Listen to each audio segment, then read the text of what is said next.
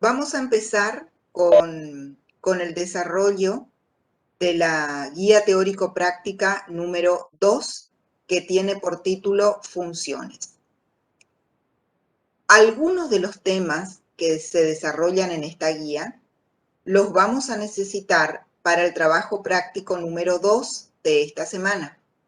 Y otros temas de la guía recién para el trabajo.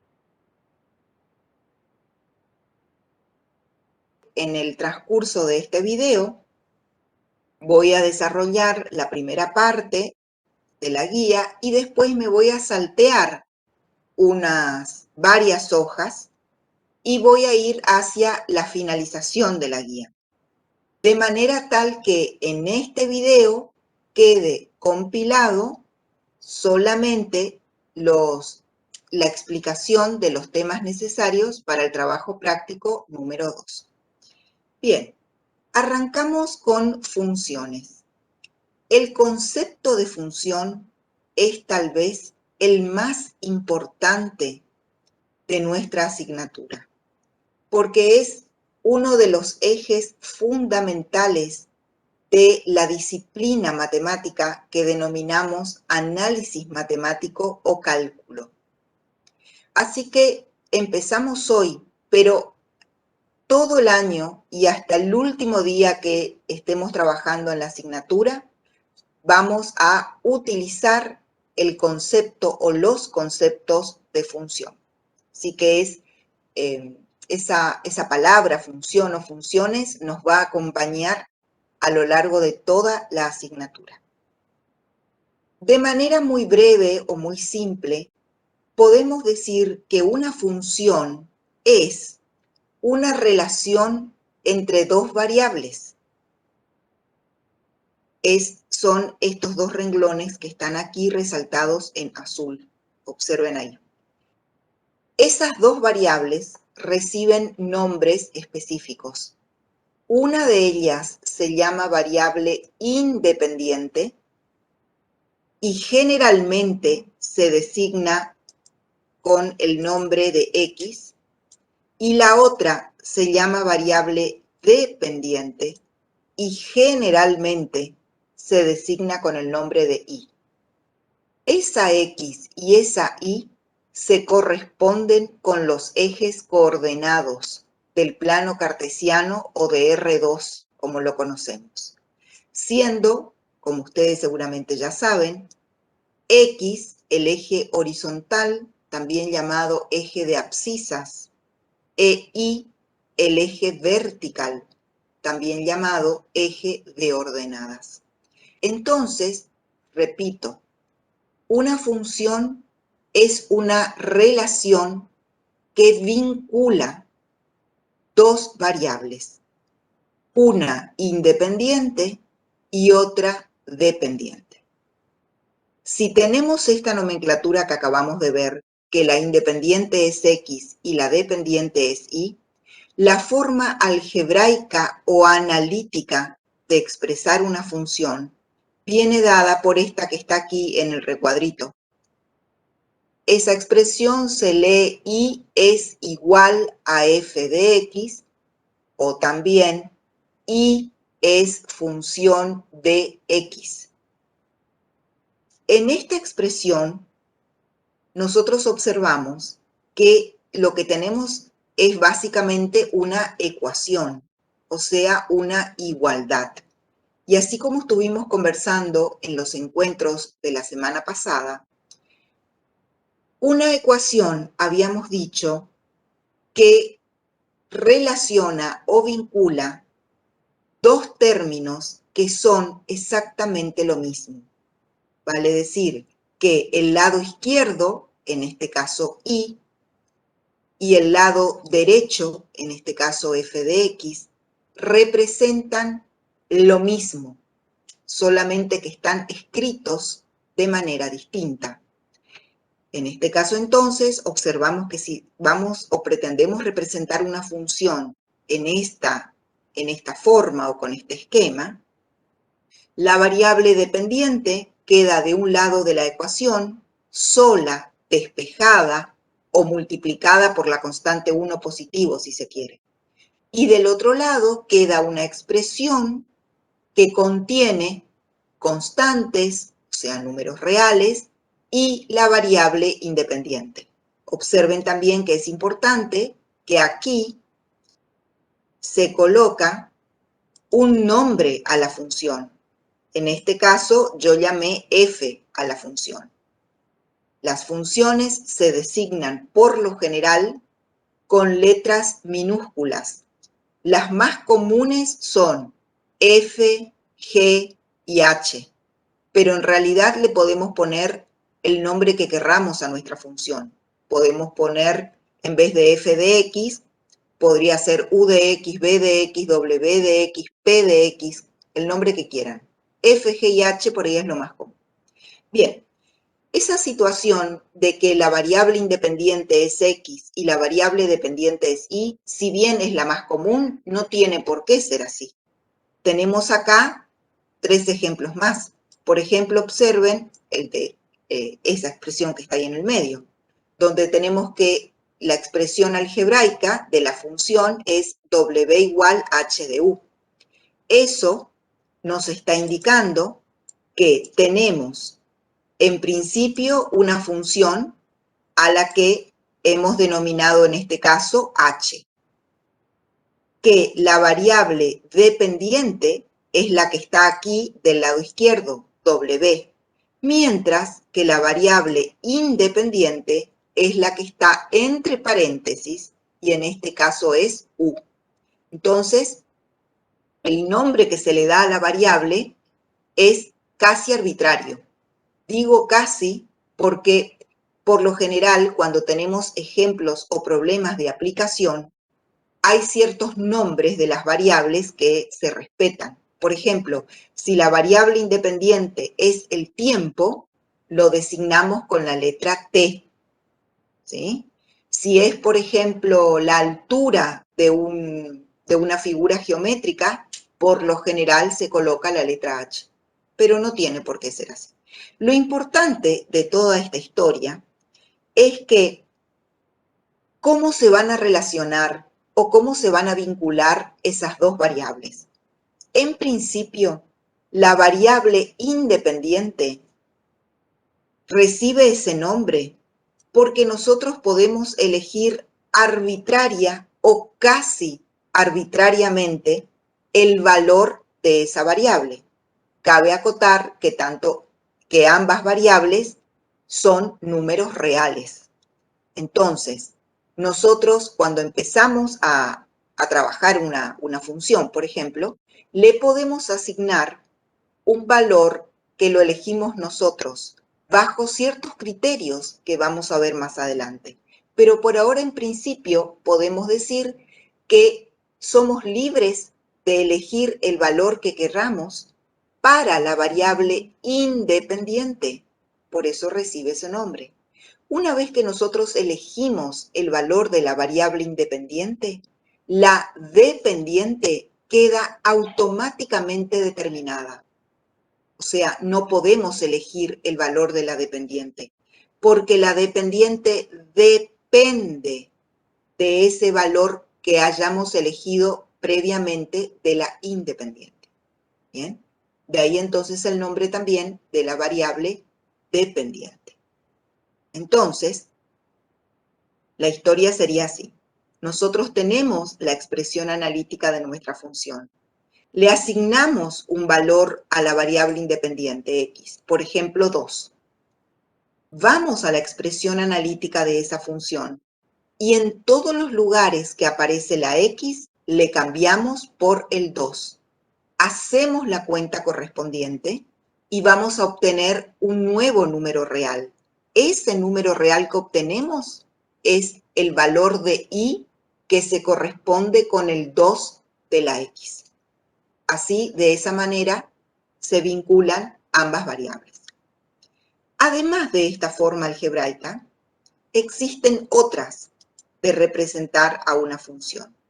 Una de ellas, que si bien prácticamente no se utiliza, pero tiene una ventaja que me gustaría destacar. Esa forma es esta que tenemos aquí en la figura 1, que es mediante conjuntos. Entonces lo que hacemos es representar un conjunto como este que está aquí en color rojo y dentro de ese conjunto colocamos los valores o algunos valores de la variable independiente. Después, a su derecha, colocamos otro conjunto como este que está en celeste, en el cual incluimos los valores de la variable dependiente que se corresponden con los valores de la independiente. ¿Está? Entonces, por ejemplo, según este esquema, vemos que al valor de la variable independiente x1 le corresponde la variable dependiente y1. A x2 le corresponde y2 y a x3 y a x4 le corresponde el mismo valor y3. Las flechas en realidad son vectores, ¿sí? Tienen principio en la variable independiente y finalización en la variable dependiente.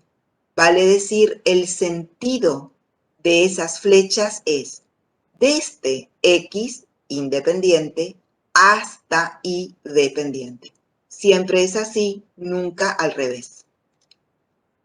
Es importante también tener en claro que cada uno de estos pares de valores, por ejemplo, x1 y 1, x2 y 2, etc., corresponden a las coordenadas de un punto. Ese punto que se representa gráficamente en el plano cartesiano se dice que pertenece a la función, así como está, por ejemplo, aquí. Observen que ahí tenemos que el punto de coordenadas x1 y 1 pertenece a la función. Eso está indicando que en la función f, cuando x toma el valor x1, como aquí en la figura 1, y toma el valor y1. Y entonces ambas se unen y determinan las coordenadas de un punto. Si nosotros representamos ese punto en el plano coordenado, supongamos que ese punto fuese, por ejemplo, este, que está aquí en el segundo cuadrante.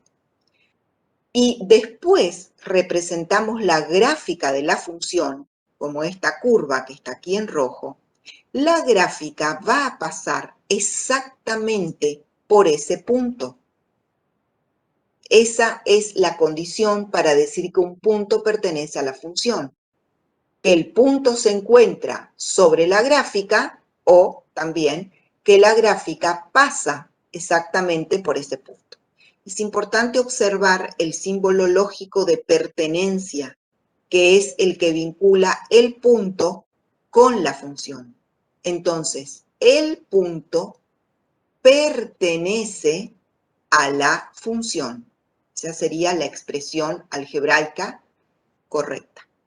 Bien, volviendo un poco a este gráfico o a esta forma de representar algunos puntos de la función, vamos a ir ya, fíjense que acá el título de esta sección es Conceptos básicos, terminología. Terminología o nomenclatura se hace referencia a los nombres, ¿sí? O a la denominación de los conceptos más importantes de una determinada disciplina. En este caso sería del análisis de funciones.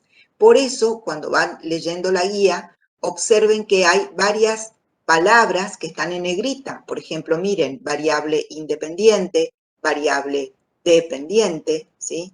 Abscisa, ordenada. Eso es la nomenclatura específica, por eso la resalté en negrita como para que vayan tratando de fijar esos nombres, ¿sí? Bien, también es importante el nombre que reciben estos conjuntos. Si bien después, más adelante en la guía, vamos a volver con respecto no solamente al nombre, sino al concepto que involucran esos conjuntos, por ahora es importante que vayamos ya viendo los nombres. Este primer conjunto que contiene las variables independientes se denomina dominio de la función y se suele representar con una letra D mayúscula que es la inicial del dominio, y un subíndice, en este caso f. Ese subíndice corresponde al nombre de la función. Entonces, esto se lee d sub f, que correspondería al dominio de la función f. Y el segundo conjunto, el que está aquí en celeste, que contiene los valores de la variable dependiente, recibe el nombre de imagen. Se representa con la letra I mayúscula y también con un subíndice que está indicando el nombre de la función. Entonces, vayamos relacionando. Dominio con variable independiente, eje X. Imagen con variable dependiente, eje Y. Ahora bien, estos puntos que hemos representado aquí en este diagrama, que son algunos puntos de la función, también se pueden representar en una tabla de valores. Es simplemente una tablita como esta que tiene dos columnas. Se acostumbra a colocar en la primera columna a la izquierda los valores de la X o variable independiente y a la derecha los valores de la variable dependiente Y o f de X. Y la tablita tiene varios renglones. En cada uno de esos renglones nosotros vamos a elegir, como les comentaba hace un ratito, vamos a elegir determinados valores de X, ¿sí? Por ejemplo, aquí estaría X1, X2, X3, X4. O sea, lo primero que tenemos nosotros que completar es la primera columna, porque corresponde a los valores de la variable independiente que nosotros tenemos libertad para elegir. Una vez que elegimos esos valores, como les comentaba hace un rato, basándonos en la expresión algebraica de la función, calculamos, o sea, obtenemos los valores correspondientes a la segunda columna, que son aquí Y1, Y2 y 3. Y entonces, cada renglón de la tablita, X1 y 1, X2 y 2, equivale al par de valores del conjunto unidos por las flechas. Vale decir, esta representación es lo mismo que esta, solo que es más fácil hacer la tablita por ahí o más cómodo. Pero es lo mismo. Si ustedes comparan la figura 1 con la tablita, van a ver que es lo mismo. Y entonces, otra vez tenemos que cada renglón de la tabla corresponde a un punto. Y cada punto se ubica sobre la curva. ¿Bien? Por ejemplo, aquí tenemos el punto X1 y 1, y aquí en el cuarto cuadrante otro punto X2 y 2. Es bien importante que tengan presente que cuando vamos a armar el punto, lo vamos a colocar en sus coordenadas, hay que respetar el orden. Siempre la primer componente del punto debe ser la variable independiente. Por ejemplo, aquí Y1. Mientras que la segunda, perdón, X1, la variable independiente X1. Mientras que la segunda tiene que ser la variable dependiente Y1. Porque como ustedes saben, si nosotros conmutamos o cambiamos las coordenadas del punto, vamos a cambiar la ubicación del punto. O sea, vamos a estar indicando un punto diferente y por ende no va a ser correcto. Supongamos que el punto X1 y 1 fuese -1, 3. ¿Bien?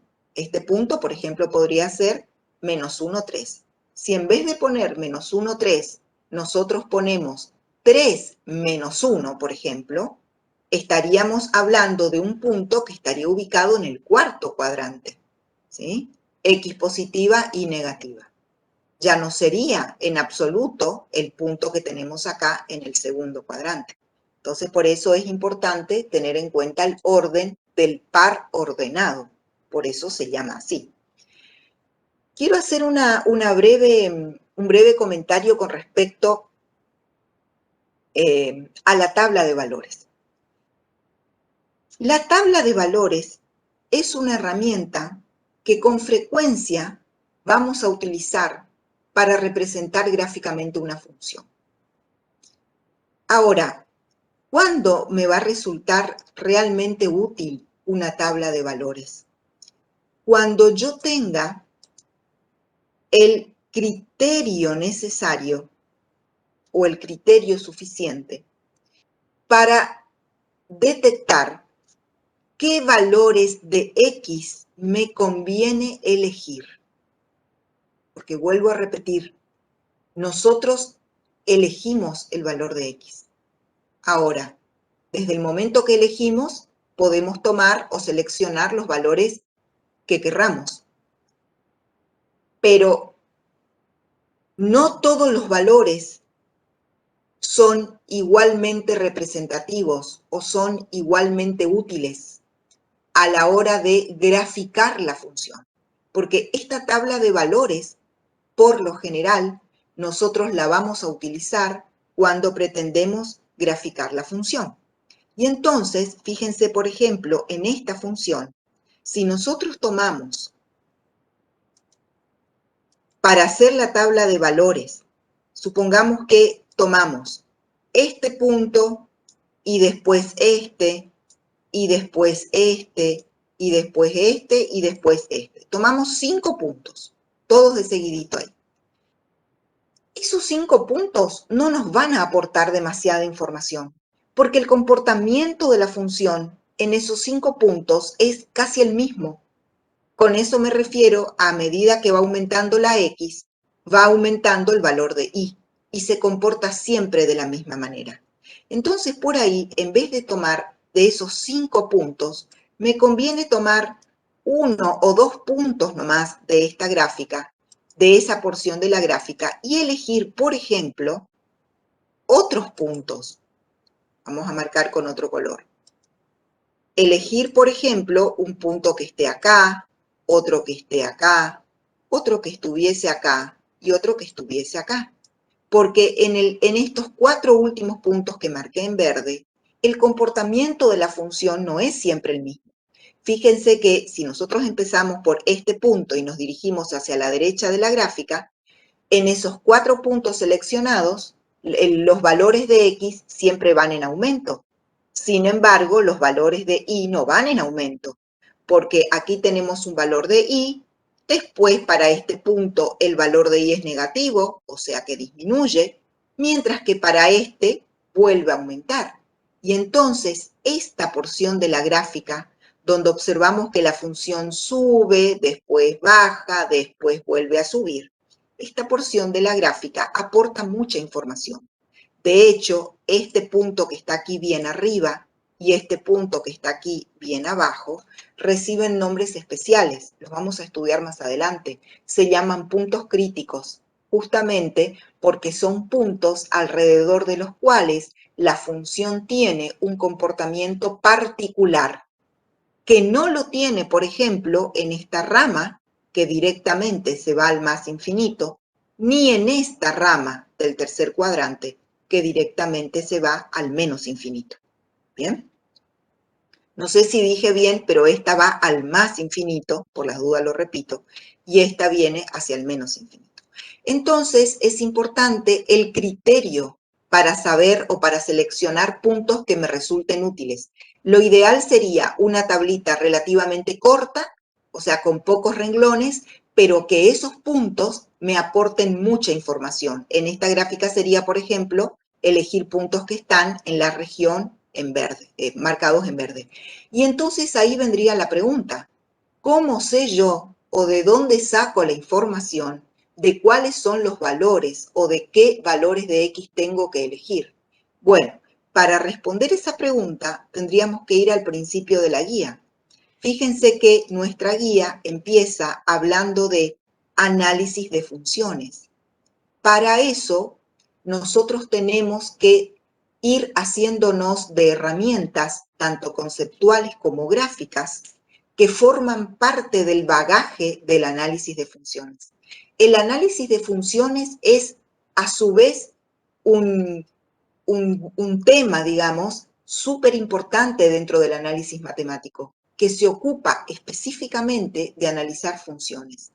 Y así como existen funciones muy sencillas, existen funciones tan complicadas como uno se puede imaginar. Y entonces, las herramientas que vamos a necesitar va a depender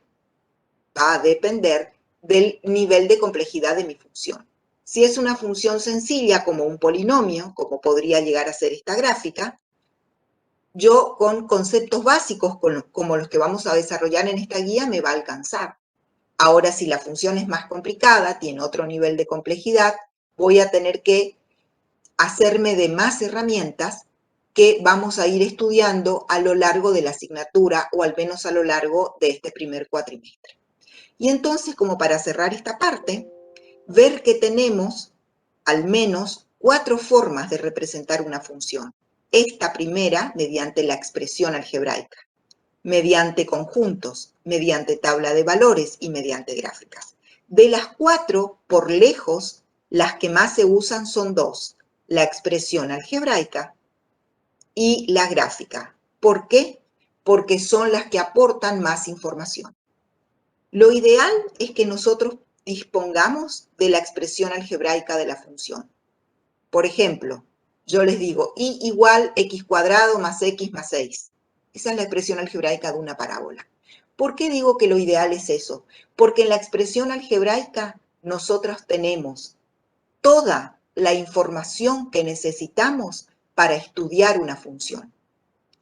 Y si hacemos la gráfica de una función, también podemos sacar mucha información. Por ejemplo, de esta gráfica, que nosotros no tenemos la menor idea a qué función se refiere. Yo les dije recién un polinomio porque podría ser un polinomio, pero también podría ser una función, como vamos a ver más adelante, una función seno o coseno. ¿Está? Bien, pero de esta gráfica, por ejemplo, nosotros podemos detectar que la función corta al eje X en este punto, después lo vuelve a cortar en este punto, que es una función que pasa por el origen, que tiene aquí y aquí lo que les comentaba recién, que son puntos críticos, también que esta rama se dirija hacia el más infinito y que esta otra se dirige al menos infinito, y una serie de información más que cuando tengamos otras herramientas podemos obtener. Para responder esa pregunta, nosotros tenemos que, la respuesta sería, hay que tener herramientas del análisis de funciones. Hay que conocer al menos las cuestiones básicas para analizar una función. Eso es lo que necesitamos para saber qué parte de la función elegir para nuestra representación gráfica. ¿Bien? Fíjense que esta guía empieza con la frase análisis de funciones. Porque lo que nosotros estamos comenzando a hacer en esta clase es analizar funciones. El análisis de funciones es una de las principales ramas del análisis matemático o del cálculo. E incluye muchísimas herramientas algebraicas, analíticas, vale decir del tipo conceptual, y también del tipo gráfica. Para analizar una función, nosotros tenemos que tener conceptos y tenemos que saber interpretar una gráfica. Pero las funciones que nosotros vamos a empezar a analizar hoy son las funciones más sencillas, de manera que para esas funciones, si bien necesitamos esas herramientas, también son bastante sencillas. Bien. O sea, el análisis de funciones puede ir desde algo muy simple hasta algo bastante extenso o con mayor nivel de complejidad. Como podemos imaginarnos, cuanto más complicada o cuanto más compleja sea la función, más de mayor complejidad o de mayor nivel conceptual son las herramientas que necesitamos. O sea, está directamente relacionada con las funciones. Bien.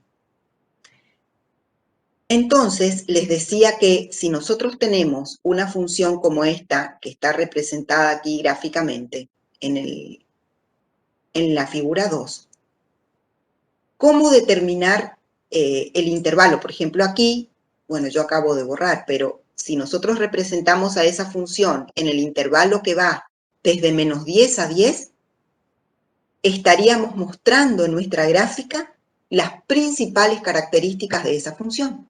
Mientras que si lo hacemos en el intervalo que iba, por ejemplo, de menos 4 a 2, no estaríamos mostrando las principales características. ¿Está? Entonces, lo que nosotros tenemos que tratar es de mostrar a la función en perspectiva. Es como que nos tenemos que alejar un poco de la función. ¿Sí? Como en la vida cotidiana, cuando nosotros nos alejamos un poco de algo, ¿está? De un paisaje o de un objeto cualquiera, lo vemos más completo, ¿sí? Lo vemos en perspectiva. Bueno, algo así es lo que tenemos que hacer con nuestra función. Antes de pasar al próximo punto, que es la clasificación de funciones, yo quiero hacer un ejemplito muy sencillo de funciones. En la vida cotidiana, nosotros todo el tiempo, aunque no nos demos cuenta, todo el tiempo, todos los días, estamos utilizando funciones. No les quepa la menor duda de eso. Fíjense, supongamos, a todos nos llega, a nuestras casas llega todos los meses la factura de energía eléctrica, por ejemplo. Entonces, nosotros lo primero que hacemos, seguramente cuando llega la factura, es mirar cuánto tenemos que pagar, o sea, el importe de esa factura. Muy bien. ¿De qué depende el importe que tengamos que pagar? Sin duda alguna, depende del consumo de energía que hayamos tenido en ese periodo o en ese mes al que corresponde la factura. Y entonces ahí tenemos una función. Podemos expresar que el monto de la factura depende de nuestro consumo. Y entonces ahí tenemos que el monto de la factura es la variable dependiente y se mide en pesos, en este caso, es lo que tenemos que pagar. Mientras que la variable independiente es nuestro consumo de energía, o sea, los kilowatt-hora que hayamos consumido. ¿Ah? Entonces, ahí tenemos una función. Variable independiente, que estaría representada en el conjunto naranja, nuestro consumo de energía en el periodo. Variable dependiente, que estaría representado en el conjunto celeste, el importe que tenemos que pagar. Y la flechita iría desde el consumo de energía hacia el monto a pagar. En la tabla de valores sería columna izquierda, consumo, columna derecha, monto a pagar. En el gráfico sería eje de abscisas, consumo, eje de ordenadas, monto a pagar. Y ahí tenemos un ejemplo bien sencillo y que todos podemos y que todos hemos, digamos, podemos imaginar esa situación o hemos hecho ese análisis. ¿Cuánto tengo que pagar? Es lo primero que miramos. Por ahí no miramos el consumo, no miramos, o sí, depende, pero seguro que miramos lo que tenemos que pagar. Y muchas veces decimos, uy, ¿por qué será que me aumentó tanto con respecto al mes pasado? Y ahí y ahí miramos, podemos buscar la factura del mes anterior y podemos comparar nuestros consumos. Y lo más probable es que si tenemos que pagar más es porque hayamos consumido más energía ese periodo. Bueno, ese es un ejemplo entonces, y así ustedes se podrán imaginar enorme cantidad de variables, dos variables que se vinculan en nuestra vida diaria mediante una función. Bueno, otra cuestión que también les quiero comentar de este gráfico y que tiene que ver con lo que aquí en la guía está como terminología. Terminología equivale a nomenclatura, o sea, el nombre o cómo se designan los principales elementos que hacen, en este caso, al análisis de funciones. Fíjense que yo coloqué en negrita, en la guía coloqué en negrita, por ejemplo, las palabras claves, variable independiente, variable dependiente, ¿sí? Otra cosa también que se colocó en negrita es abscisa y ordenada también. Y otra cuestión importante es la nomenclatura. Fíjense que estos conjuntos, aquí dice D sub F y aquí dice I sub F. Es el nombre que se le da a esos conjuntos. La D del primer conjunto representa el dominio. Lo voy a resaltar, aquí está, dominio, que además está subrayado. Y la I mayúscula del segundo conjunto representa la imagen. El subíndice F es el nombre de la función. Entonces, esto se lee dominio de F y esto se lee imagen de F. El conjunto dominio, como se aprecia en esta gráfica, el conjunto dominio es el conjunto de la variable independiente, de la X, o sea, de la abscisa, mientras que el conjunto imagen es el conjunto de la variable dependiente, de la Y, o sea, de la ordenada. Bien, esas palabras dominio e imagen también son súper importantes. Son palabras claves, más que palabras, son conceptos claves en el análisis de funciones. Muy bien. Cerramos entonces esta primera sección. Voy a hacer en unos segundos como un súper resumen. Una función es una relación entre dos variables, una independiente y otra dependiente. Ambas son números reales. A la variable independiente la podemos elegir nosotros. Una vez que lo hacemos, mediante la expresión analítica de la función, calculamos la variable dependiente. Ambos pares de valores forman un par ordenado que gráficamente es un punto. Y ese punto se ubica exactamente sobre la gráfica de una función. El conjunto de valores de la X se denomina dominio y el de la Y se denomina imagen. O sea, el dominio corresponde a la variable independiente y la imagen a la dependiente. Muy bien. Pasamos ahora al próximo punto, que incluye la clasificación de funciones. Bien, pasamos a ver cómo podemos clasificar a las funciones.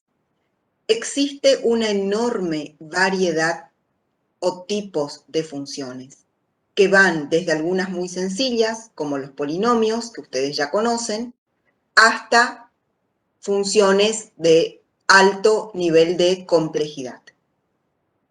Pero podemos dividir, digamos, o clasificar a las funciones en dos grandes grupos, que son las funciones algebraicas, que están aquí en la sección 2.1, y las funciones trascendentes, que están en la sección 2.2. Nosotros vamos a empezar en nuestra materia con el estudio de las funciones algebraicas, que son las más simples, y en posteriores clases vamos a estudiar las trascendentes, al menos las trascendentes básicas o más utilizadas. O sea que en el transcurso de estas primeras clases vamos a ver ambos tipos de funciones, las algebraicas y las trascendentes. Muy bien.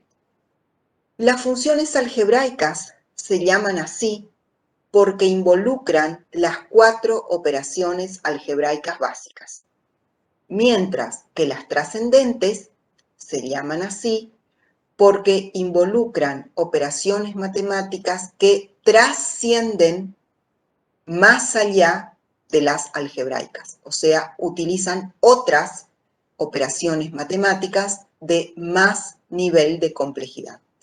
Por ese hecho de que trascienden, se llaman trascendentes. Empezamos por las algebraicas. Las algebraicas, a su vez, se pueden subdividir en 3 familias de funciones, que son las que están aquí.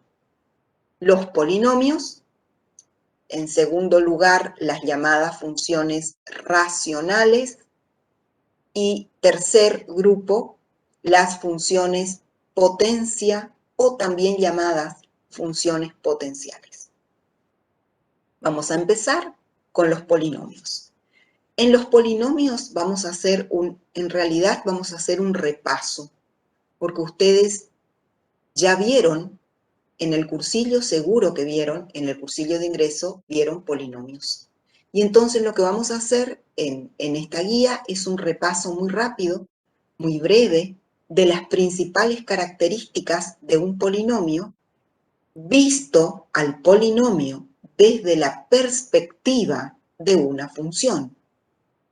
¿Bien? Porque una cosa es analizar al polinomio en su expresión algebraica, simplemente. Por ejemplo, yo les digo x cubo más 2x cuadrado más 6. Si lo miramos solamente como un polinomio en su forma algebraica, podemos decir que es un polinomio de tercer grado, a lo mejor podemos hacer algunas operaciones algebraicas, etcétera, etcétera. Pero aquí vamos a ir un paso más adelante. Vamos a mirar al polinomio no solamente como una expresión algebraica, sino que lo vamos a mirar también como una función. Y entonces tenemos que empezar por tener en claro que los polinomios son funciones que pertenecen a la familia de las funciones algebraicas. ¿Bien? Los polinomios, todos los polinomios, tienen el mismo tipo de expresión algebraica, donde la variable independiente o variable x está elevada a una potencia natural, vale decir, entera positiva, y está acompañada de constantes, ¿sí? Esta expresión que está aquí recuadrada en color azul es la expresión general de un polinomio tomado como una función. Por eso, fíjense que aquí, en el lado izquierdo, dice f de x. Significa que al polinomio lo estamos nombrando o le estamos poniendo como nombre a esa función f. Y que la variable independiente que estamos considerando en este caso la bautizamos con x. ¿Bien? Como la variable independiente es x, fíjense que aquí aparece en cada término, excepto en el último, en todos los otros, aparece la variable independiente. En este caso, el polinomio está ordenado de mayor a menor. O sea, el primer término es el que tiene la potencia más elevada, x a la n. El siguiente, la potencia es n menos 1. Y así sucesivamente va bajando hasta el anteúltimo término, donde la x está elevada al grado 1, y en el último término la x directamente no aparece. En realidad, en el último término la x está elevada al grado 0. Pero como ustedes saben, todo número elevado a la 0, excepto 0, todo número distinto de 0 elevado a la 0, me da 1. Por eso, supuestamente aquí, esta a sub 0 estaría multiplicada por x a la 0, cuyo resultado es 1, y por eso no lo ponemos. ¿Bien? Este valor n, este número natural n, que aparece aquí como exponente del primer término, es el mayor exponente de nuestro polinomio y es el que le da el grado al polinomio. Entonces, en este caso, nosotros decimos que tenemos un polinomio de grado n. ¿Bien? Otra cosa importante, estos términos o estos números que acompañan a la x, a sub n menos 1, a sub n menos 2, etcétera, etcétera, a sub 2, a sub 0 y a sub 1. Esos se llaman coeficientes, están aquí, se llaman coeficientes. Los coeficientes son simplemente números reales y son las constantes que acompañan a la variable independiente, ¿sí? Y así le podemos dar el nombre al coeficiente de acuerdo a qué exponente tiene la x que está acompañando. Por ejemplo, en este caso, el primer coeficiente sería el coeficiente del término enésimo. El siguiente sería el coeficiente del término enésimo menos 1, etcétera, etcétera. A sub 1 es el coeficiente del término lineal y A sub 0 se denomina término independiente o también constante. ¿Bien? Término independiente por el hecho de que no va o no se coloca, no va acompañado de una x, ¿sí? Porque en el polinomio, la x de menor potencia que siempre figura es, en este caso, como es un polinomio completo, es la x lineal, ¿sí? Entonces, por eso el último término, el a sub 0, se denomina constante o término independiente. Bien.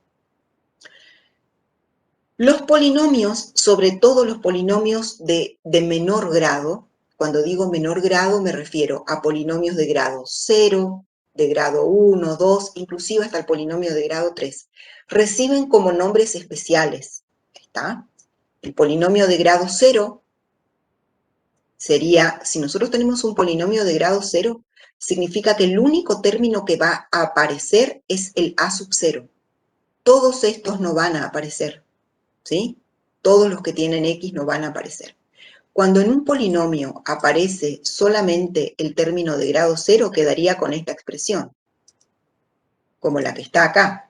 Quedaría f de x igual a sub 0.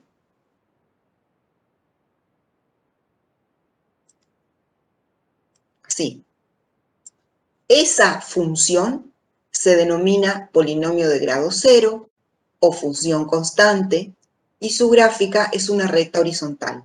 Es la recta horizontal que está aquí marcada en color verde. ¿Bien? Entonces los polinomios de grado 0 o función constante se representan simplemente con una recta paralela al eje de abscisas, o sea, con una recta dependiente nula. ¿Bien? Porque como ustedes habrán visto, la pendiente de una recta es el número real o la constante que acompaña a la x. En el caso de esta función constante, no hay ningún término que tenga x. O equivalentemente podemos decir que la constante que acompaña a la x es 0. Por eso se dice que las rectas horizontales tienen pendiente nula. ¿Bien? Y el valor a sub 0, el número real a sub 0, sobre el eje de ordenadas está aquí, indicado por este puntito, cuyas coordenadas son 0 y a sub 0. El siguiente polinomio es el polinomio de grado 1, ¿sí? Que aquí lo nombré como función g. Si tenemos un polinomio de grado 1, significa que ese polinomio va a tener término independiente y también va a tener término lineal, porque como charlábamos recién, el término de mayor grado es el que le da el grado al polinomio.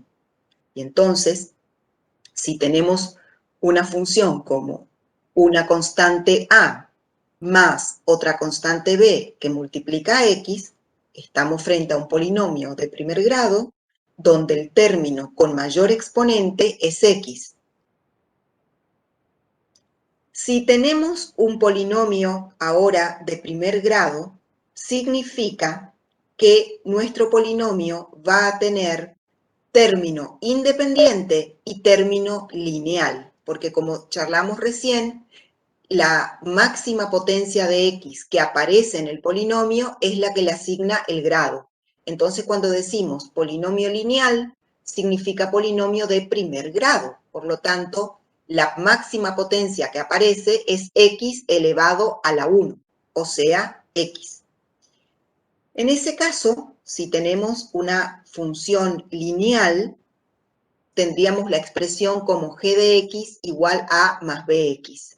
La función lineal, como ustedes ya habrán escuchado, se representa gráficamente mediante una recta como esta que está aquí en color azul. Bien, entonces una función lineal o un polinomio de primer grado, como g igual a más bx, es una recta con pendiente distinta de cero. Significa que es una recta que tiene determinada inclinación.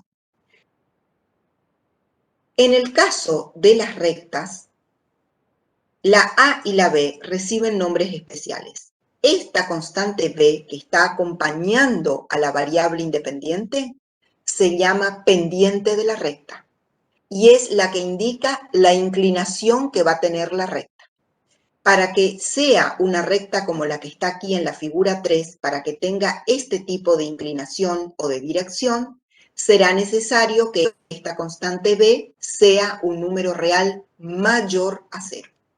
Y esta otra constante a, que es el término independiente de la recta, indica el punto sobre el eje y en el cual la recta pasa o corta. Sería el que está indicado aquí con coordenadas 0a. Pasamos al próximo polinomio, aumentando siempre un grado más, y estaríamos en presencia de un polinomio de segundo grado, que tendría una expresión genérica como esta, ¿sí? Un polinomio de segundo grado tiene como expresión c sub 0 más c sub 1x más c sub 2 x cuadrado, siendo x cuadrado el término de mayor potencia. Los polinomios de segundo grado son parábolas, que tienen, por ejemplo, una forma como esta que está aquí en color naranja. Al ser un polinomio de segundo grado, puede haber hasta 2 puntos donde la parábola corta al eje de las x. En este caso, esos puntos en el gráfico son x1, 0 y x2, 0. Son los 2 puntos donde la parábola corta al eje x. Serían las raíces de la parábola. Y también el término independiente de ese polinomio, c sub 0 en este caso, indica el punto donde la parábola corta al eje de ordenadas, que en este caso es un punto con ordenada negativa, según esta gráfica. O sea que c sub 0 sería un número real menor a 0. Bien, y así tenemos entonces un panorama muy breve y muy general en lo que hace a los polinomios, ¿sí? De todos modos, en las aplicaciones que nosotros vamos a ir viendo y en la mayoría de las aplicaciones de la vida cotidiana, digamos, los polinomios que más aparecen o que más se utilizan son los de grados inferiores, ¿tá? El polinomio de primer grado, por ejemplo, se utiliza un montón o sirve para modelar muchas funciones de la vida real o también de la física y demás. Y también los polinomios de segundo grado, ¿sí? Ustedes en física también van a ver, por ejemplo, van a ver aplicaciones que vinculan la velocidad, el espacio y el tiempo y lo hacen a través de un polinomio de segundo grado, ¿sí? Bien, continuamos entonces, como les había comentado al principio del video.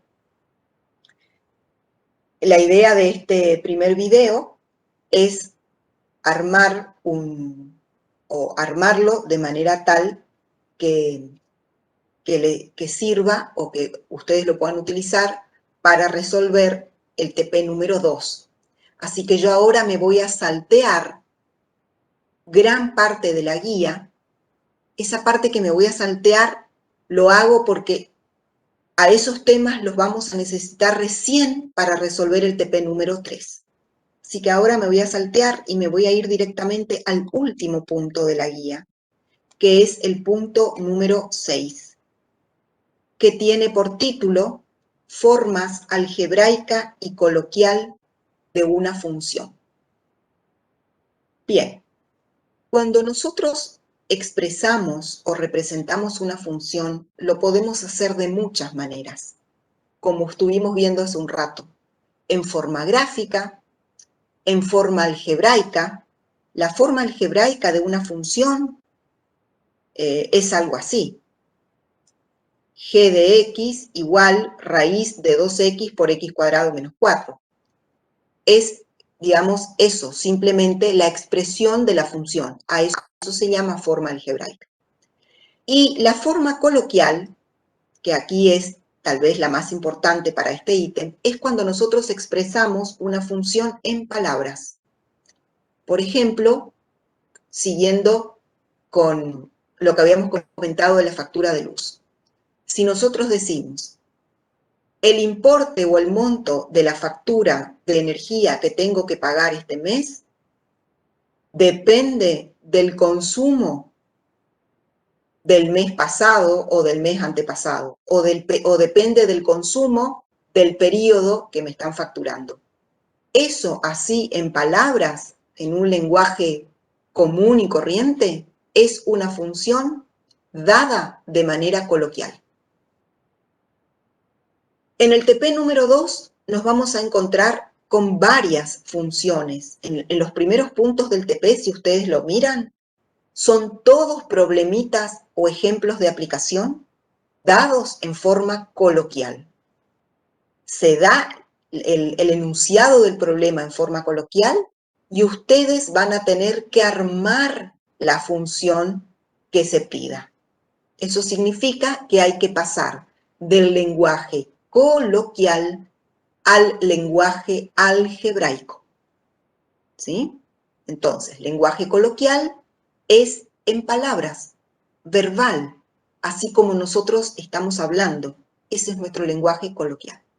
Lenguaje algebraico es una fórmula, una expresión algebraica, un lenguaje formal que involucra la variable x, la variable y por supuesto hay que vincular esas variables con la función que le corresponda.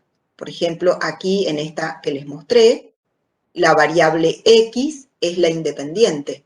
La función, en este caso, se denomina g. Y esto que está escrito aquí como g de x se puede cambiar simplemente por la variable y, que es la dependiente.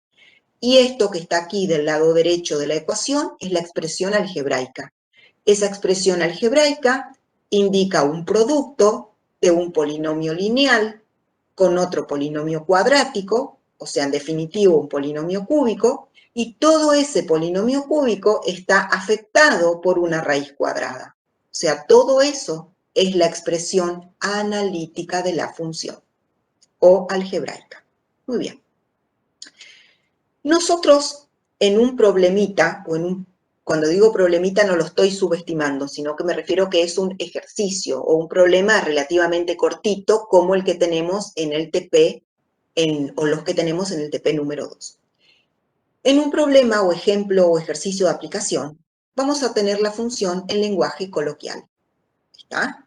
Entonces, supongamos que nosotros tenemos una función como esta, que tenemos una expresión algebraica y decimos que U es igual a G de B. Según estuvimos conversando, la B es la variable independiente y la U es la variable dependiente.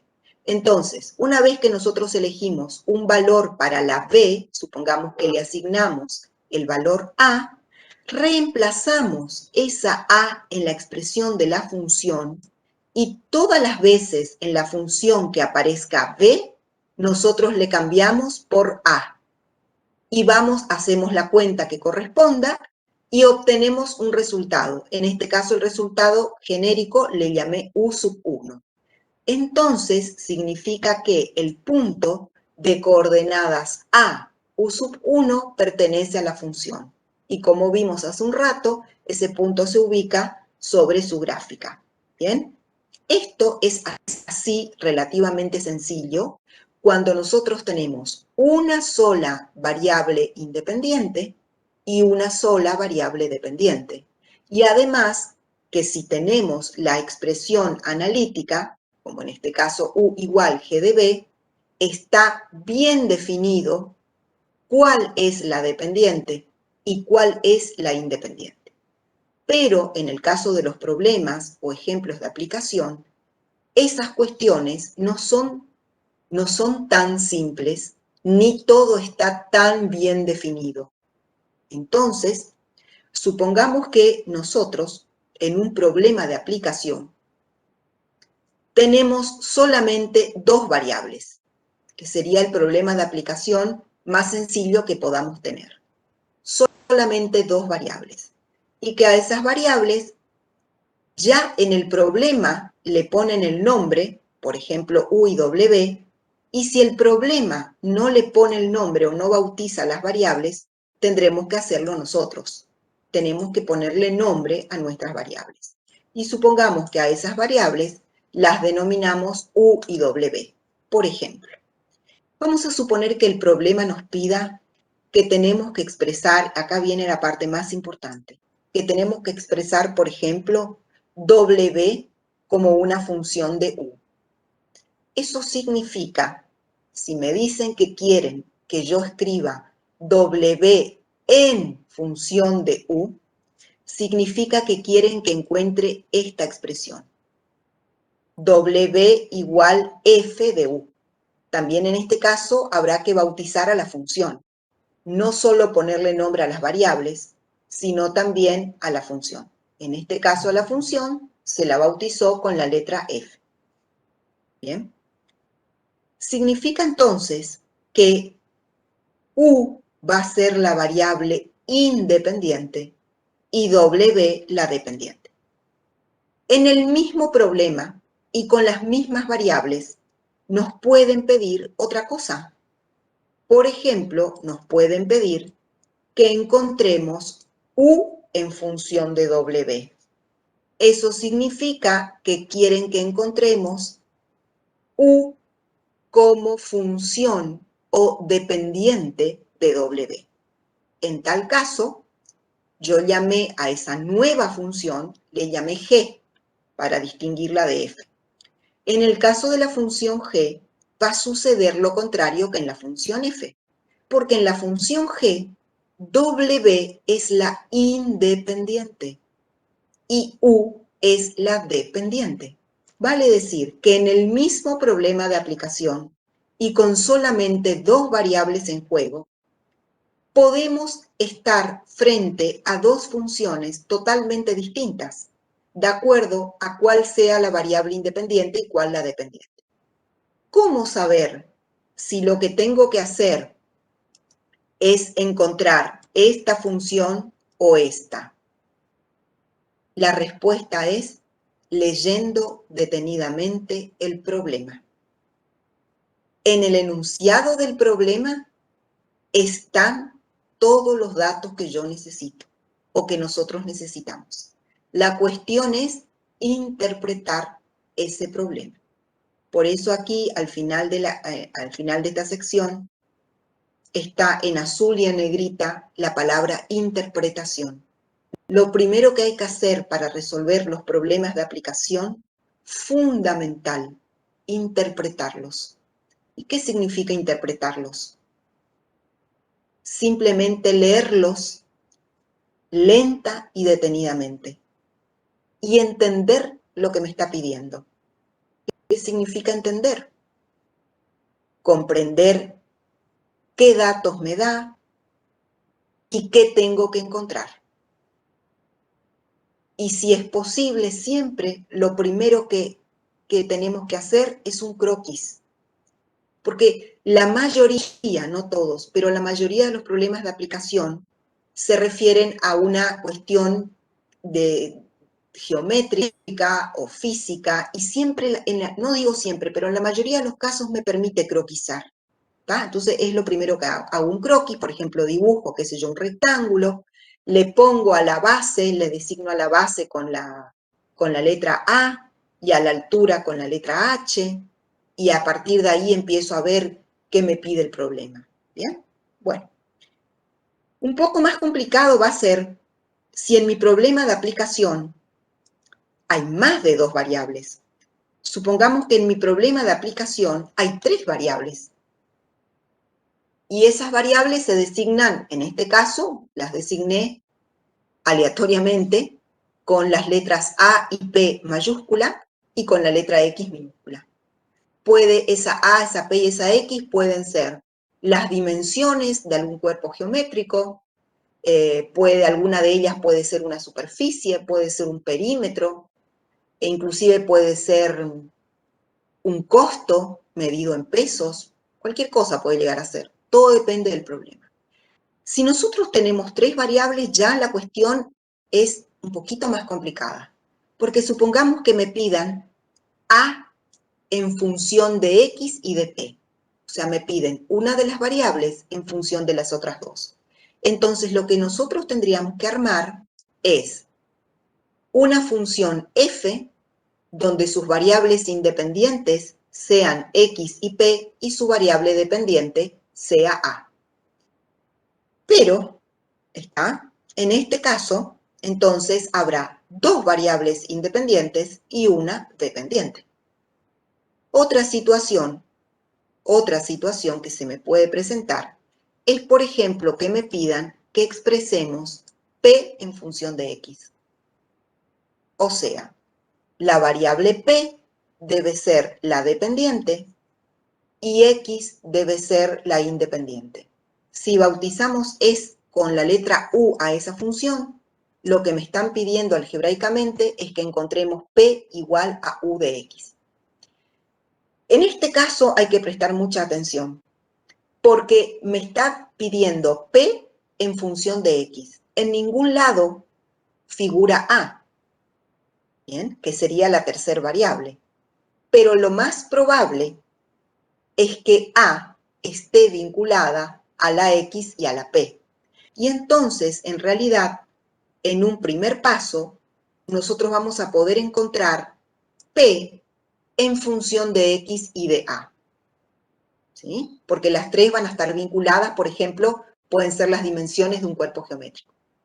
El problema es que si a mí me piden que P esté en función de X, significa que pretenden que la única variable independiente sea X, la única.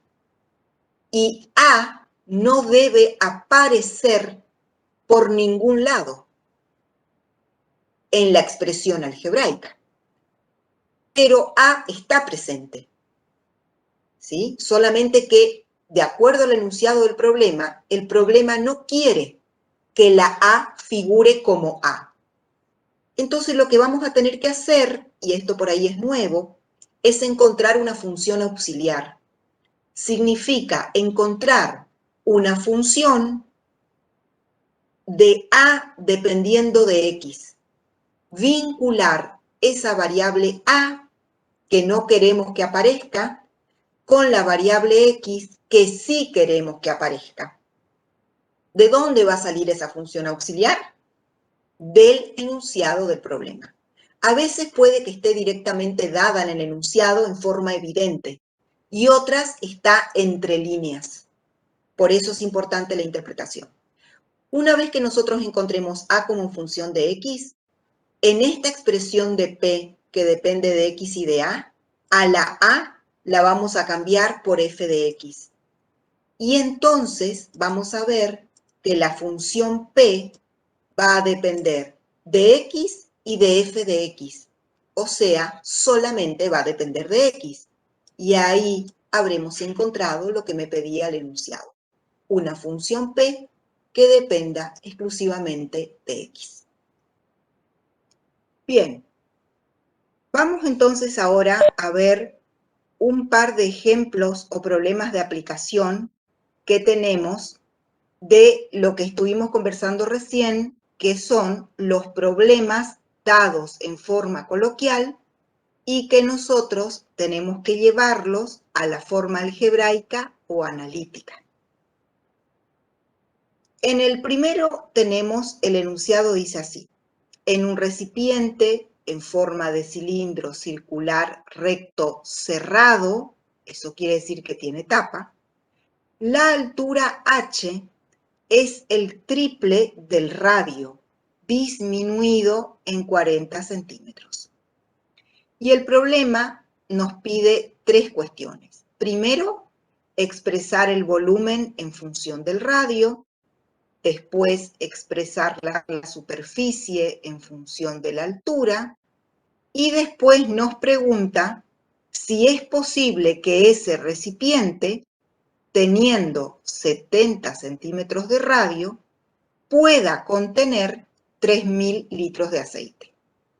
Y lo que agrega ya el problema, o lo que agrega ya el enunciado, es este croquis, ¿sí? Que si no estuviera, nosotros lo tendríamos que hacer.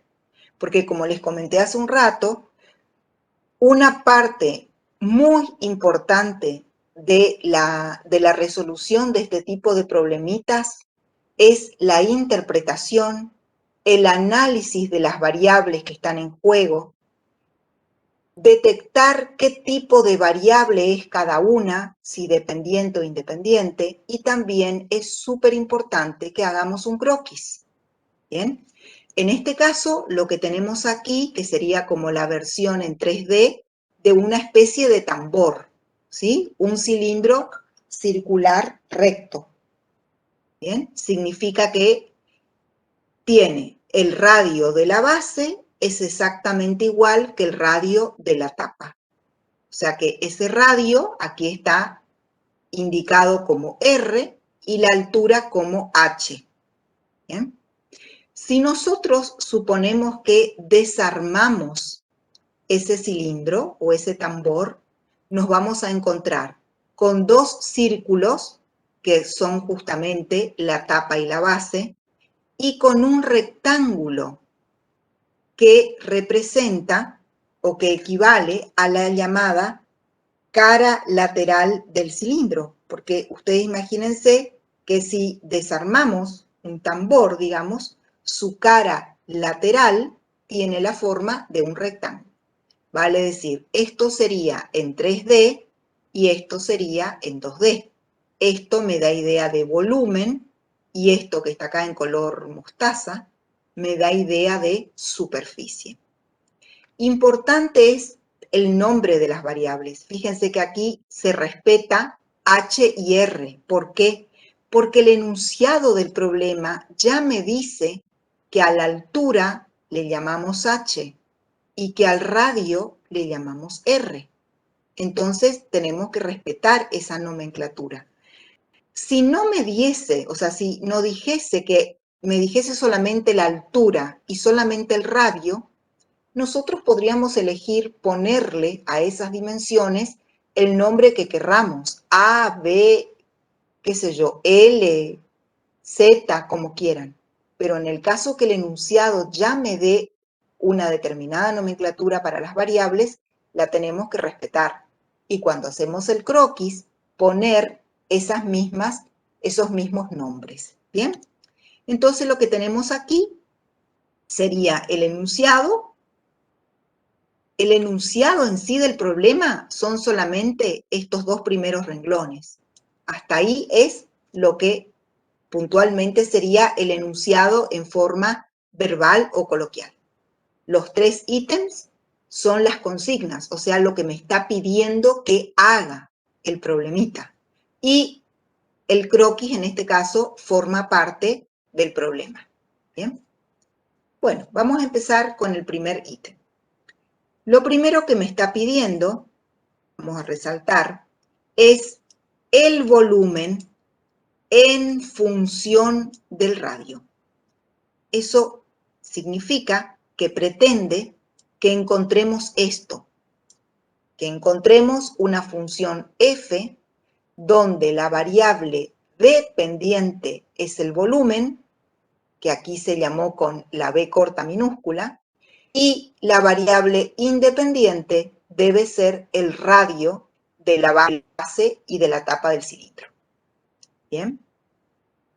Acá voy a hacer una acotación al margen. Por lo general, a las dimensiones de un cuerpo geométrico o de una figura geométrica se las designa con la inicial escrita en letras mayúsculas. Por ejemplo, al volumen con la B corta mayúscula, al área con la A mayúscula, al perímetro con la P mayúscula. No es obligación hacerlo, pero es lo que generalmente se acostumbra. Bien, si nosotros ahora planteamos cuál es la expresión que nos da el volumen de un cilindro, ustedes recordarán que el volumen de un cilindro se obtiene multiplicando pi por el radio al cuadrado y por la altura. Por lo tanto, vemos que existen, en la expresión del volumen, existen dos variables independientes, el radio y la altura. Sin embargo, el enunciado del problema pretende que la única variable independiente sea el radio. Eso significa que en la expresión del volumen no debe aparecer la altura. Y nosotros entonces vamos a tener que recurrir a algo que comentamos hace un ratito, que es la función auxiliar o las funciones auxiliares. Como yo les comentaba, las funciones auxiliares vinculan las variables entre sí. Puede que el problema me indique de manera explícita o directa esa función auxiliar o que esté como entre líneas en el enunciado. Eso significa que yo tengo que leer detenidamente el enunciado para detectar dónde está esa función auxiliar. Muy bien, en este caso, la función auxiliar va a tener que vincular la altura con el radio, porque como vimos recién, la altura es una de las variables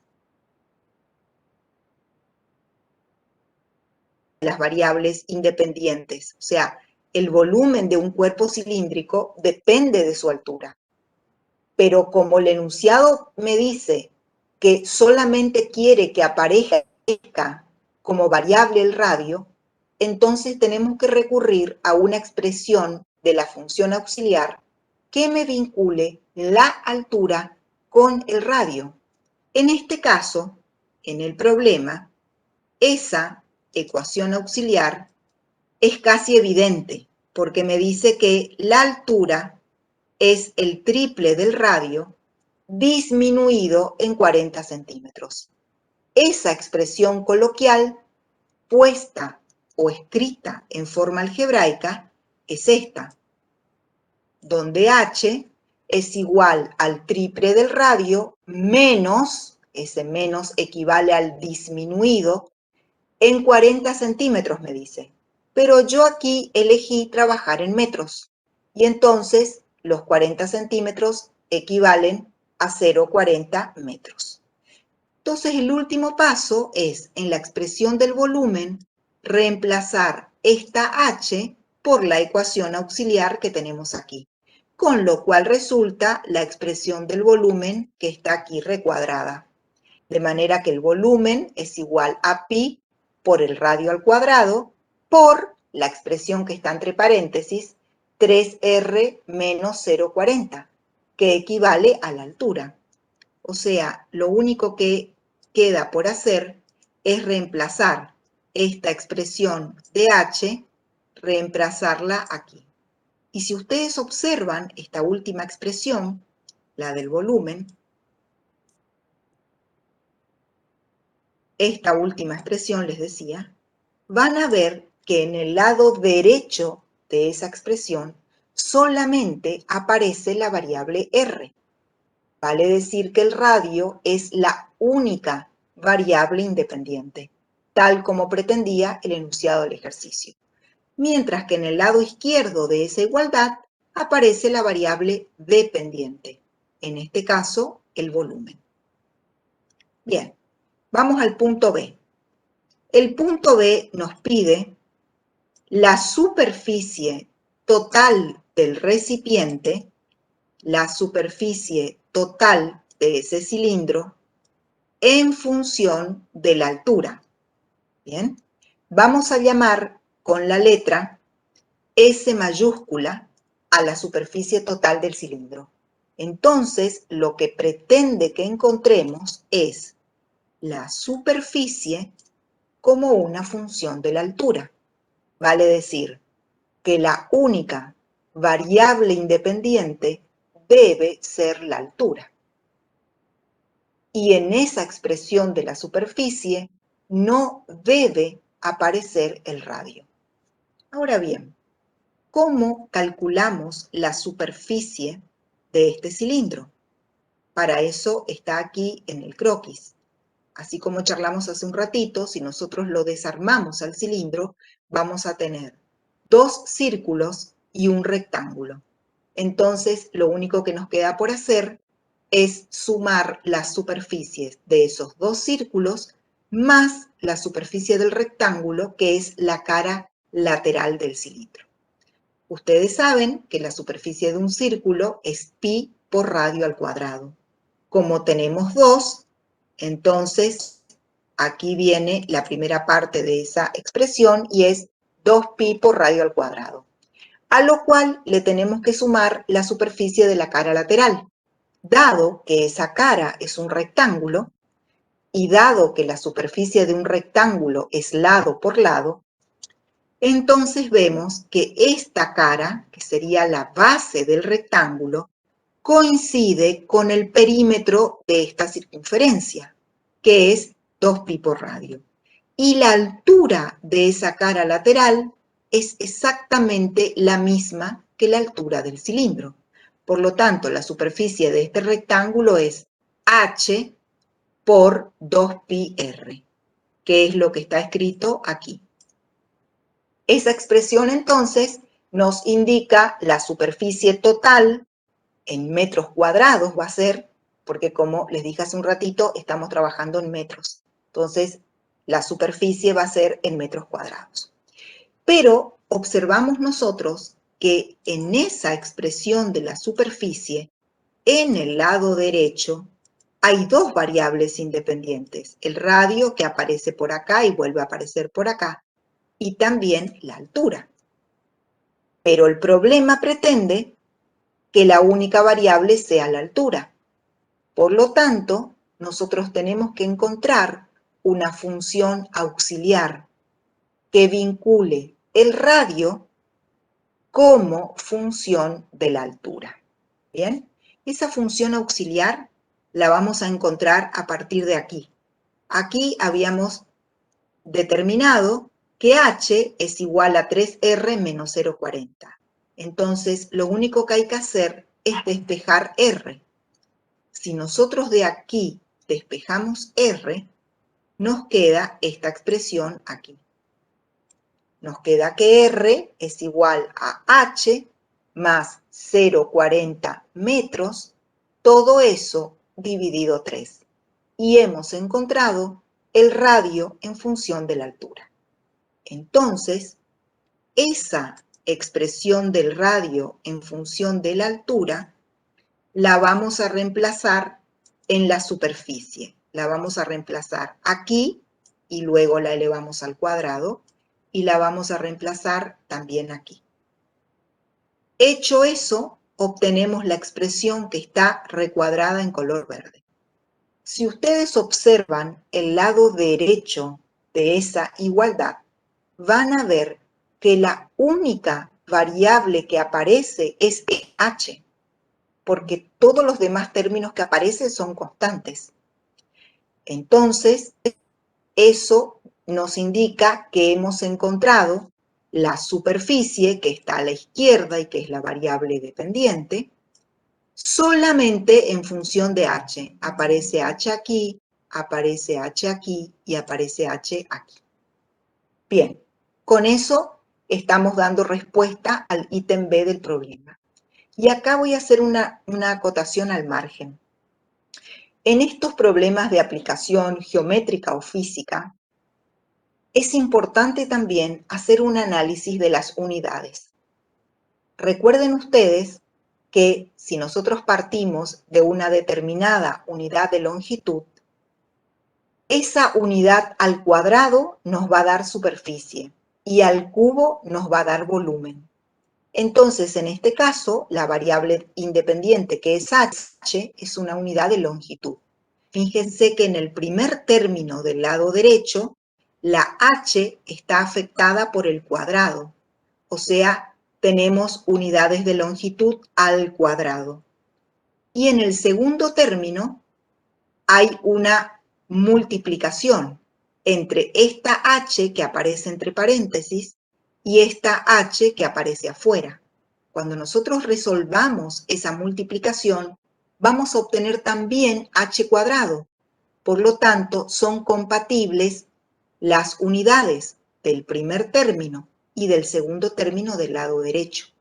Si así no fuera, algún error estaríamos cometiendo, porque nosotros no podemos sumar, observen que acá hay una suma, no podemos sumar diferentes unidades. O sea, no, por ejemplo, si este término estuviese en metros y este en metros cuadrados, estaría mal, porque esa suma no es posible. Solamente nosotros podemos sumar términos análogos, significa que tienen las mismas unidades. ¿Okay? Bueno, eso como un dato, una notita extra. Y el último punto, recuerden que en realidad era una pregunta.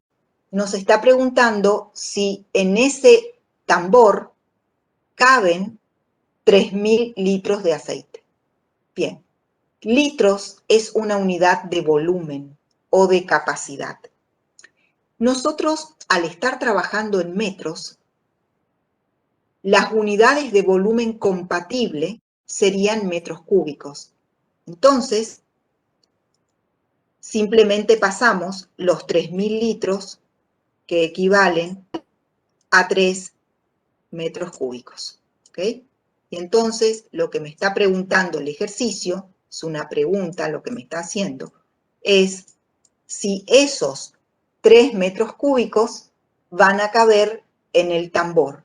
Si es que el tambor tiene, y acá me da el dato, 70 centímetros de radio. Muy bien. Pasamos esos 70 centímetros a metros, con lo cual nos queda que el radio es de 0,70 metros, así como está acá.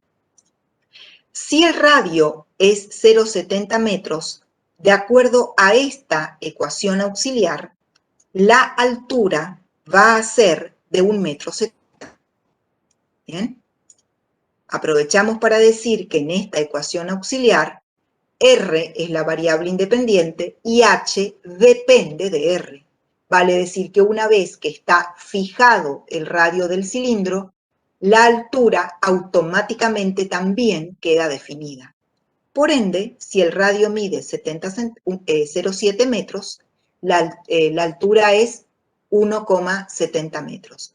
Reemplazando esos datos en la expresión del volumen, que es esta, pi por radio cuadrado por altura, resulta que el volumen de ese cilindro va a ser 2,6169 metros cúbicos. Como 2,6169 metros cúbicos es menor que 3 metros cúbicos, significa que la respuesta al ítem C es no. No va a ser posible volcar o colocar 3 metros cúbicos de ningún líquido, en este caso aceite, dentro de ese tambor. ¿Bien? Bueno.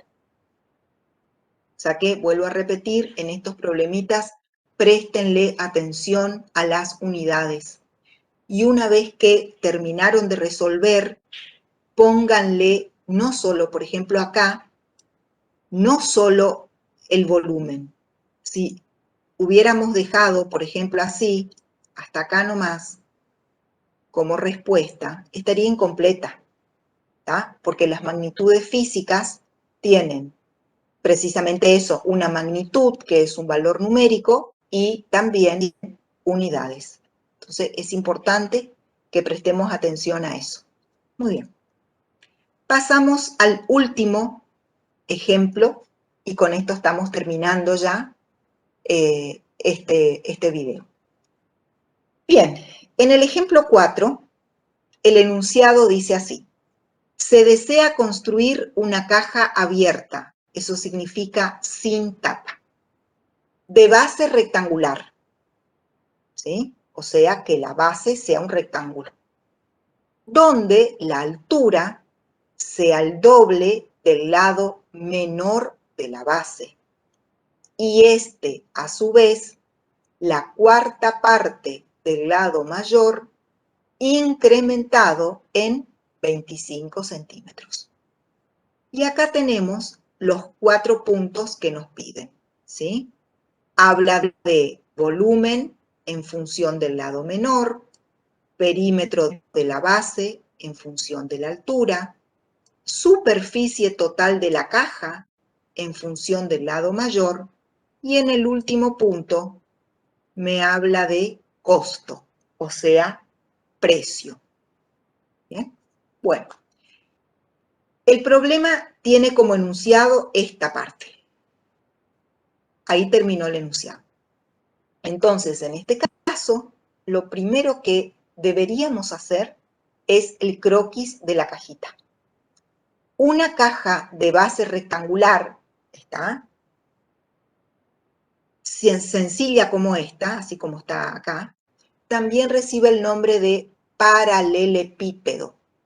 Les hago esta aclaración porque probablemente en el práctico, en vez de decir caja rectangular, dice paralelepípedo. No es otra cosa que una cajita común y corriente, ¿sí?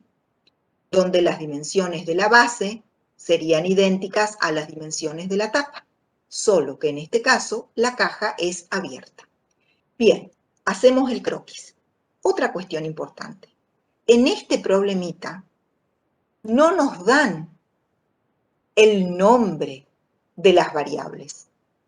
Las variables, en este caso, por el contexto del problema, las variables son los 3 lados de esa caja. Me refiero a que no nos dan el nombre como nos daban aquí en el ejemplo 3, que nos decían que la altura es h y que el radio es r. Acá no. Acá nos hablan de lado menor de la base, lado mayor de la base y altura. En ningún momento me están dando ninguna nomenclatura. Entonces ahí nosotros tenemos libertad para elegir el nombre que le queremos poner. Una vez que elegimos ese nombre, en todo el resto del desarrollo vamos a tener que respetar esa nomenclatura, porque si no, nos vamos a confundir, lo más probable. Yo en este caso opté por darle al lado menor de la base, llamarle A, al lado mayor de la base, llamarle C, y a la altura, llamarle B. Simplemente una elección. Ustedes le pueden poner el valor, los nombres que quieran. Les pueden poner X, Y y Z, o X, Y y H, o B, A y X. Absolutamente pueden elegir la terna de nombres que quieran. Bueno, entonces aquí yo aclaré, aunque del gráfico como que surge, se ve claramente que A es el lado menor de la base, C, voy a poner acá también, es el lado mayor de la base, y B es la altura. Igual yo acá agregué, ¿está? Estas 3 cuestiones. Después también agregué estas 2, que no son otra cosa que las funciones auxiliares. Vale decir, las funciones que vinculan entre sí los 3 lados de la caja del enunciado del problema, que son estos 2 primeros renglones. Fíjense que acá nos dice, la altura, o sea, B, es el doble del lado menor. O sea, B es igual a 2 por A. Y después nos dice, y este, o sea, el lado menor, es la cuarta parte del lado mayor aumentado en 25 centímetros. O sea que A es igual a C más 25 centímetros, todo eso dividido 4. Esas 2 ecuaciones auxiliares están como entre líneas, aunque si bien está bastante claro, pero es como que hay que leer por ahí 2 veces, 3, el problema. ¿Bien? Bueno, También agregué, como parte de esos datos previos, las expresiones o las fórmulas de las magnitudes que me está pidiendo el problema. Primero el volumen. El volumen de una caja es lado por lado por lado, o sea, A por B por C. Después la superficie total, o sea, la suma de las superficies de los 5 lados, que son la base y los 4 lados laterales o las 4 caras de esa caja. La base, ¿sí?, es un rectángulo cuyos lados miden A y C. Por lo tanto, la superficie de ese rectángulo es A multiplicado por C. Después tenemos las 4 caras laterales. Fíjense que las 4 caras son iguales de a 2. Vale decir, esta cara, que sería la cara derecha, es igual a esta, que sería la izquierda, si miramos de frente la cajita así como está colocada. Las dimensiones son A por B. O sea, la superficie, las dimensiones son A y B. Por ende, la superficie de la cara derecha y de la cara izquierda es A por B. Por eso aquí está A por B, que a su vez se multiplica por esta constante 2. Y después nos quedan aún las otras dos caras, que son la cara que está aquí en el frente y la cara que está atrás. Las dos tienen dimensiones B por C. Por lo tanto, como son 2, a B por C le multiplicamos también por esta constante 2. Y ahí obtenemos la superficie total de esa caja. Y por último, aquí tenemos el perímetro de la base. Ustedes saben que el perímetro de una figura es la suma de sus lados. Como la base es un rectángulo, el perímetro es 2, entre paréntesis, A más C. Y entonces tenemos como que ya todos los elementos. El croquis, con el nombre que le damos a los lados, las dos funciones auxiliares que vinculan los lados entre sí, y estas expresiones que representan perímetro, superficie y volumen, que son las magnitudes que me va a pedir el problema.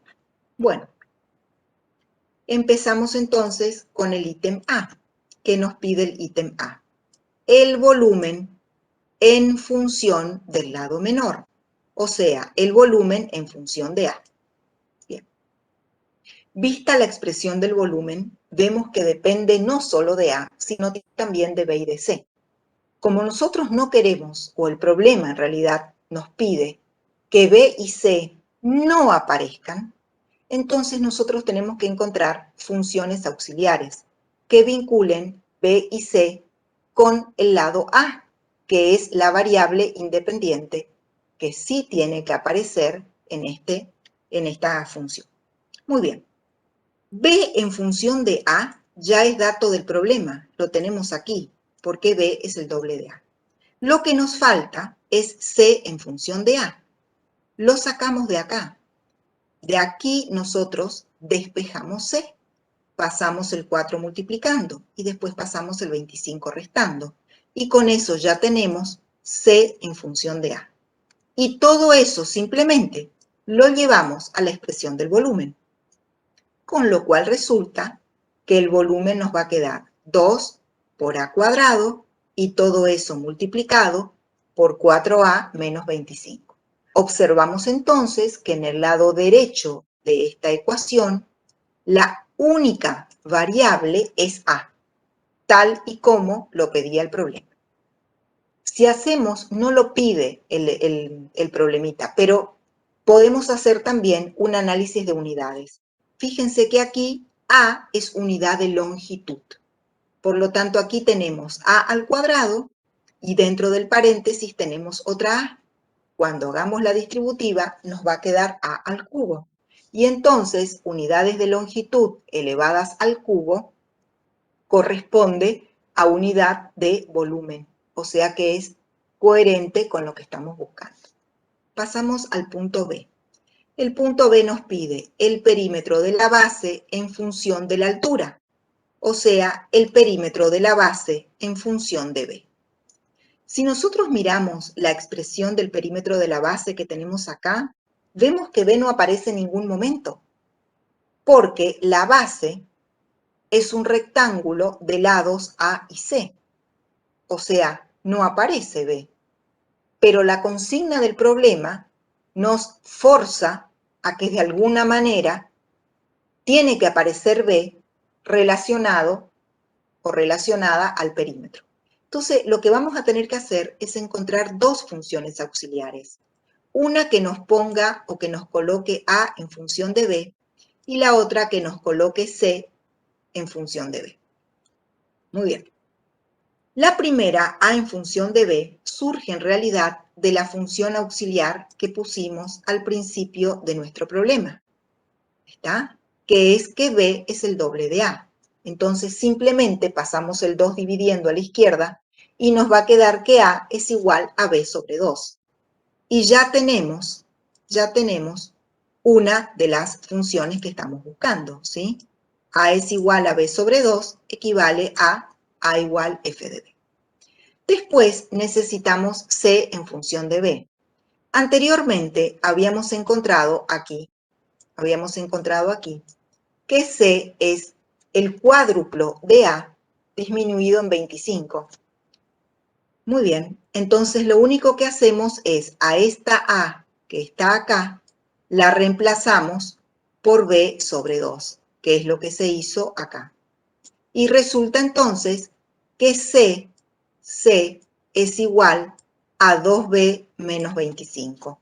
Y ahí ya tenemos C como función de B.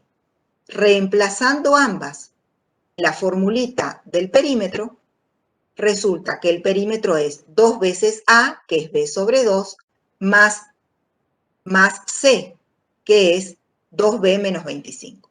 Aquí sumamos estos dos primeros términos del paréntesis que son homólogos, ¿sí? 1 medio más 2 me da 5 medios de B, multiplicado por 2 me da 5B, y menos 25 multiplicado por 2 me da menos 50. Como estamos trabajando en centímetros y el perímetro está en unidades de longitud, toda esa expresión estaría medida en centímetros. Muy bien, ítem C. El ítem C, a ver qué nos pedía.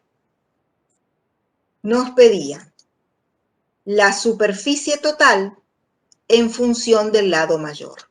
Vale decir, S, así llamamos a la superficie, en función de C, que recuerden es el lado mayor de la base.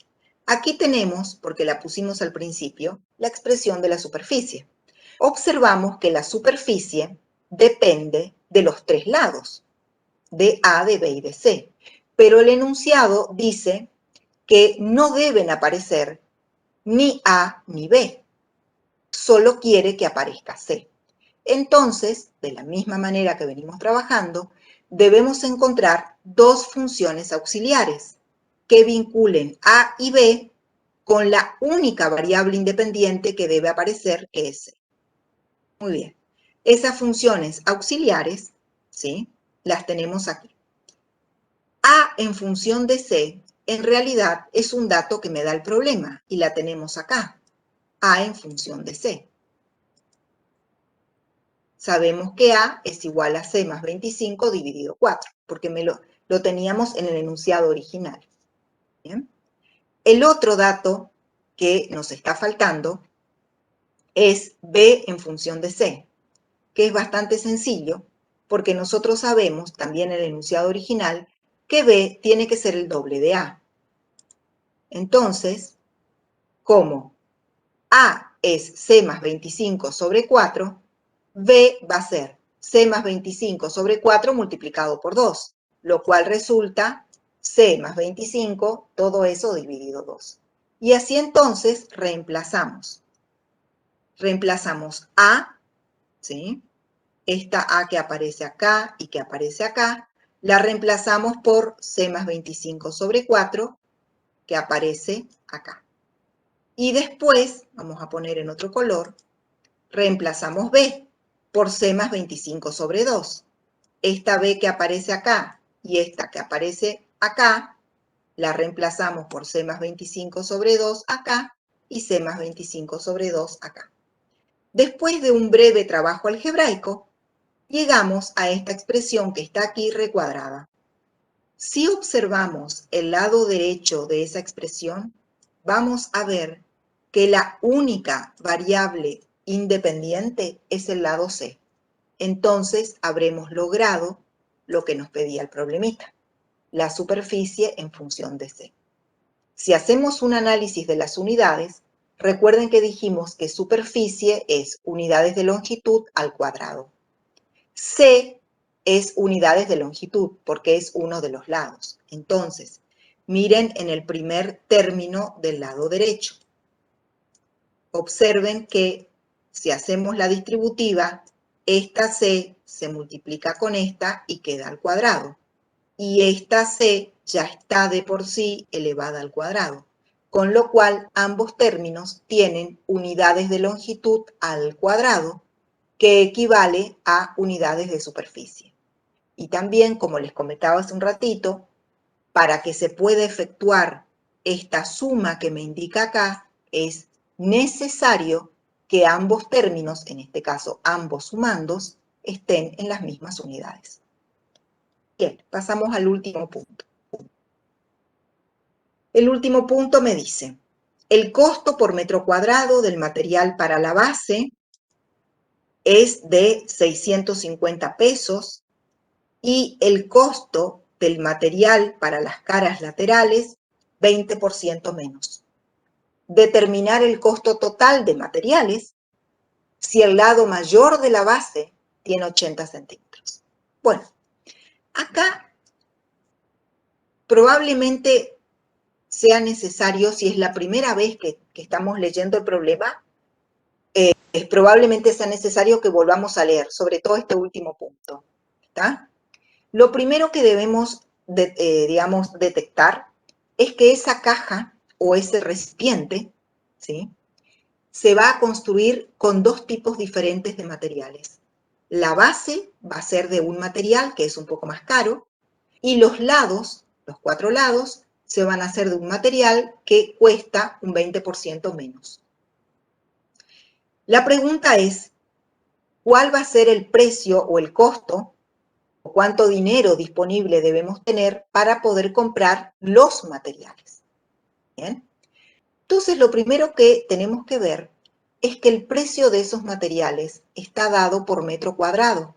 O sea, nosotros vamos a ir, por ejemplo, a la ferretería y vamos a pedir de una plancha metálica o del material que sea, vamos a pedir tantos metros cuadrados. ¿Bien? Esa cantidad que pidamos, multiplicado por 650 pesos que cuesta el metro cuadrado, va a implicar el gasto o el precio de ese material. Entonces, lo primero que tenemos que hacer es calcular las superficies, tanto de la base como de los 4 lados. Bien, nosotros estuvimos trabajando ya bastante con la expresión de superficie y también ya vimos cómo se calculan esas superficies y demás. La cuestión es que otro tema importante aquí son las unidades. Dado que el precio del material está dado en metros cuadrados, conviene no trabajar en centímetros, sino trabajar en metros. ¿Bien? Entonces, aquí viene la primera parte de este último punto. Me está diciendo que la base tiene 80 centímetros, ¿sí? El lado mayor de la base, o sea, C. C tiene 80 centímetros. En metros sería 0,8 metros.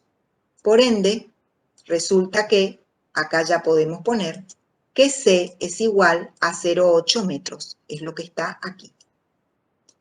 Después, utilizamos esta expresión o esta función auxiliar que habíamos puesto de entrada, donde A depende de C. Esta C la reemplazamos por 0,8 metros y calculamos A. Resulta que A es 0,2625 metros. Y finalmente, la otra función auxiliar nos decía que B era el doble de A. Por ende, B es 0,525 metros. Ya tenemos entonces las tres dimensiones, porque fíjense que están vinculadas las tres y solamente hizo falta que nos den el dato de una de ellas, en este caso C, para que nosotros podamos calcular las dos restantes. ¿Bien? O sea que también podemos decir que tanto A como B dependen de C. Una vez que tenemos A, B y C, calculamos las superficies. Primero calculamos la superficie de la base, que como estuvimos charlando hoy es A por C. A por C me da un resultado de 0,21 metros cuadrados. Multiplicado por los 650 pesos que cuesta el metro cuadrado del material con el cual vamos a hacer la base de nuestro recipiente, resulta que el costo del material para la base son 137 pesos. Después tomamos o calculamos la superficie de las cuatro caras. Tengan en cuenta que las cuatro caras no son todas iguales.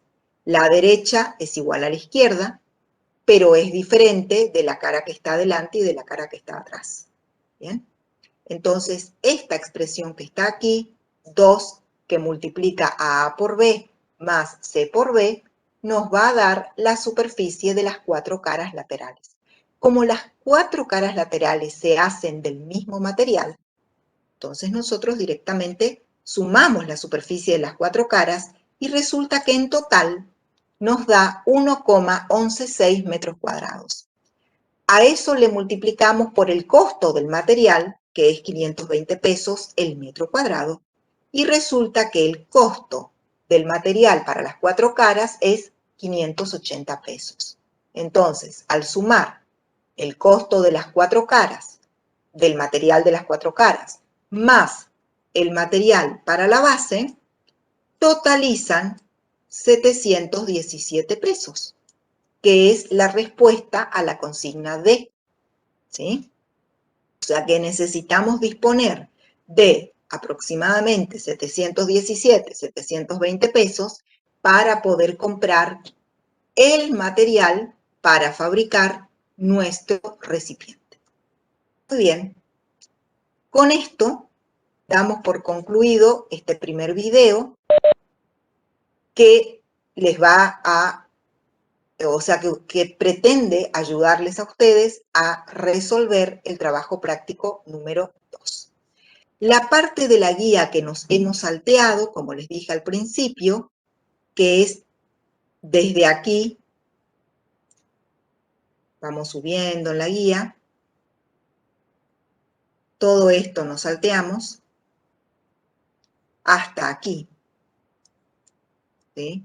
Estos nos fuimos salteando, porque esa parte o esos temas los vamos a necesitar recién para el trabajo práctico número 3 y por lo tanto van a ser el material del próximo video.